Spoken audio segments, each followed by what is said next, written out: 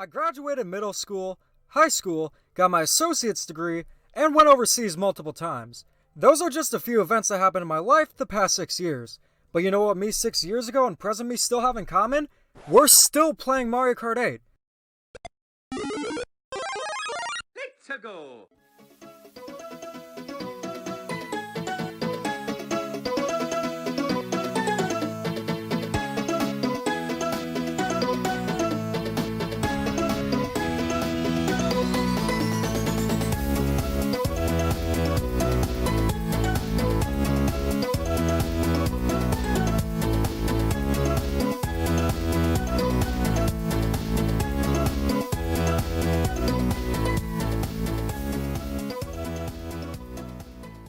I remember exactly when I got Mario Kart 8. It was May 29th, 2014, and an awards ceremony took place at my school. I didn't get any awards, sadly, and I was slightly disappointed, but that disappointment was a distant memory because right after school I was off to GameStop to get the latest Mario Kart 8. It was a stormy day, but I still remember playing Mario Kart 8 day one on the CRT TV we had in the living room. I have fond memories playing Mario Kart 8 at parties, with friends, and even solo, and the same could be said for 8 Deluxe. But we're at a point in time where it's been well over the longest gap between mainline Mario Kart games. I know Tour came out last year, but including that is on the tier of adding the arcade games, one which was actually released in 2017, being Arcade PVR. So it's actually been closer to 10 years than 5 since we had the last mainline Mario Kart. But the thing is, that could all change very soon. Nintendo doesn't have a Christmas title announced yet, but I have an idea of what it could be. Breath of the Wild 2 doesn't come out until next year at the absolute earliest, Super Mario Odyssey 2 will probably be next year if the 3D Mario remakes are real, and Pokemon isn't getting a game this year, thank God. So that leaves us with one option, and that game is Mario Kart 9. I know some people say, 8 Deluxe sold so well, making a sequel makes no sense, it's gonna cannibalize the sales of 8 Deluxe, nah. And to that I say, that is one of the most insane arguments I've ever heard. Why do sequels exist? Because something sold well. And if you think Mario Kart 9 is impossible because one Mario Kart per console or something like that, well, to that answer I say, have we ever had a port be the main Mario Kart game? Sales for Mario Kart 8 Deluxe are slowing down anyway, so I'm confident we're getting Mario Kart 9, and even though I think it'll be called something along the lines of Mario Kart World Tour, I'll call it Mario Kart 9 in this video for simplicity's sake. And in this video, I'll be going over 9 things that need to be added in Mario Kart 9, and what the game could actually be like. This is embarrassing, and this is embarrassing. The Mario series is home to hundreds of unique characters, maybe thousands, but for some reason, Nintendo feels the need to add made-up baby characters and weird metal characters. While Mario Kart 8 Deluxe fixed the roster a little bit by adding fan favorites like King Boo, Bowser Jr., and Dry Bones again, that's essentially putting a band-aid over the wound. We're gonna need some stitches to fix the roster. There are 2 core ideas when it comes to fixing the roster. Having every Mario Kart character from every Mario Kart present in the game, and having some new additions as well. The best roster in any Mario Kart game is oddly enough in one of the worst and easily the most hated game in the series, Mario Kart Tour. Nearly every character in Mario Kart history is in the game, along with some newcomers, and the newcomers here are great. I've been asked if I get upset with all the Peach and Mario variants in Mario Kart Tour, and to answer that question, not really because the roster is great, and has some great choices. We have Pauline, Hammer Brother, Monty Mole, and Dixie Kong joining the race, all being great additions. And we have the unofficial mascot of Mario Kart, Funky Kong, make his triumphant return, Diddy Kong, and even Birdo returning from Mario Kart Wii. It's just a shame they're in Mario Kart Tour because it's 99.99% impossible to unlock every character because of the gacha mechanics, aka loot boxes. Mario Kart Tour has some great concepts, but it was executed terribly, and that's going to be a theme in the video. In Mario Kart 9, all they'd really need to do is bring over Mario Kart Tour's roster and expand upon it. The models are already there, and all Nintendo needs to do is add better textures to them and have higher quality animations for them. And no, not Game Freak's version of high quality animations. The only Mario Kart veterans we're missing are Donkey Kong Jr., Koopa Paratroopa, Petey Piranha, Rob, the Wiggler, and Honey Queen. So having every character from every Mario Kart would be great. On top of that, we're going to need some new characters as well. Kamek is a long overdue character, and ever since he got the boot from Mario Kart 64, he's never been playable. Nabbit would also be a great addition. Give Egad the shot he deserves at the wheel. Toadsworth, even obscure Mario villains like Wart and Tatanga would be great. Tatanga drives already, for crying out loud. You can even add in more enemies like Spike, Ninja, Blooper, and you can even have a Goomba that drives with his feet.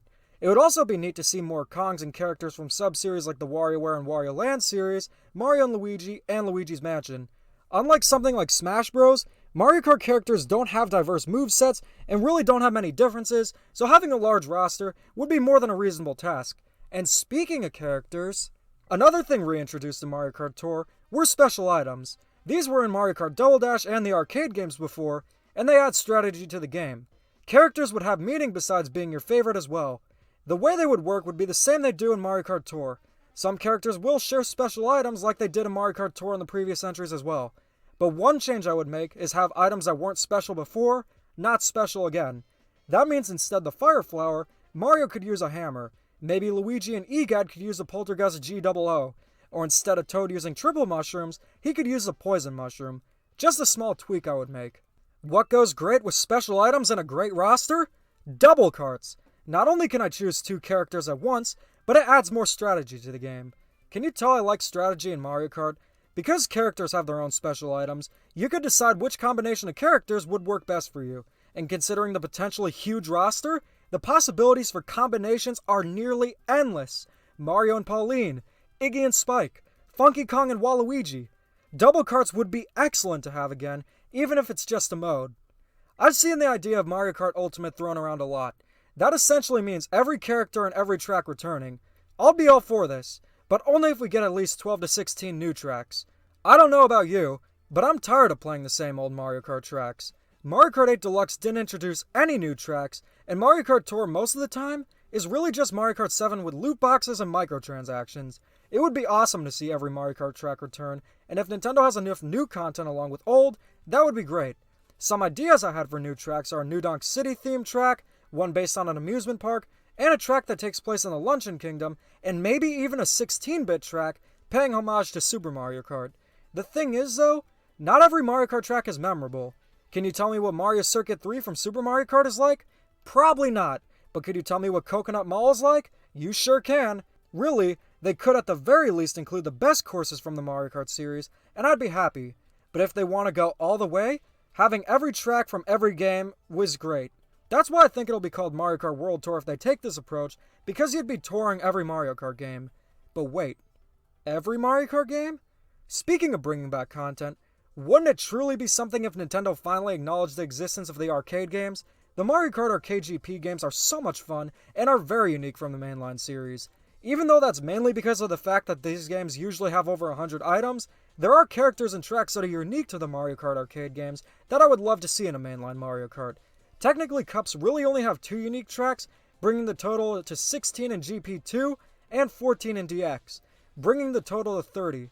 And these tracks are very simplistic and short too, so they wouldn't be too hard to add in. These games have some great tracks, with my favorite being Diamond City, Pac Labyrinth, Namco Circuit, and Rainbow Coaster. And of course, it would be nice to have the Namco characters return. I'm not too crazy about the idea of guest racers in Mario Kart, but because the arcade games were the first to do this and the fact that I love Pac-Man, I'd be very happy to see them here.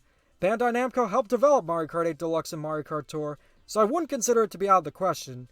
Though I would still like to see a straight up port of Mario Kart Arcade GP DX specifically, because the actual game is so different from any other Mario Kart, and it hasn't been officially playable outside of arcades, so it'd be great to see. It's something I've wanted for years, and I'm still keeping hope for it. I have a question for you guys. Does anyone actually like Mirror Mode? The tracks feel pretty much identical, and the only challenge is that the tracks are flipped, so it's a slight learning curve, but that's it. You know what kind of tracks are cool though? Reverse and trick tracks. Reverse tracks were actually introduced way back in 2005 in Mario Kart Arcade GP, but were brought into the mainstream in Mario Kart Tour. Having reverse tracks changes the way you play the tracks, and it would be great to see them in Mario Kart 9. And trick tracks add a lot more ramps and things you can jump off of, so there's that. They'd be more important if the score system for Mario Kart Tour is brought into Mario Kart 9, which I'd be fine with. Having the score system makes the gameplay even more satisfying, and makes the race about more than just getting first place.